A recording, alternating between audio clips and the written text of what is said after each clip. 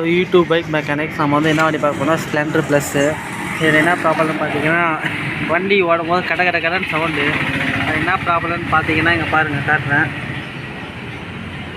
இங்கே பாருங்கள், இந்த டைமிங் வீல் ராடோடைய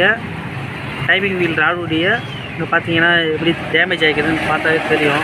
இதனால் வண்டி பார்த்தீங்கன்னா கிட்டுன்னு சவுண்டு, இன்ஜின் சவுண்டு மாதிரி. இங்கே பாருங்கள், லப்பரு கட்டாகி இன்ஜினுடைய பீஸு எப்படி ஆகிக்குதுன்னு பாருங்கள். இந்த ராடே பாதி கட்டாகிட்டுக்குது. அப்படியே ஓட்டினாங்கன்னா இன்ஜினுக்கு இந்த பாதி பீஸ் உடஞ்சி இன்ஜினுக்குள்ளே போய் சீஸ் ஆகிறதுக்கு நிறைய வாய்ப்பு இருக்குது. இப்போ நம்ம டைமிங் செயின் கிட்டே மாற்ற போகிறோம்.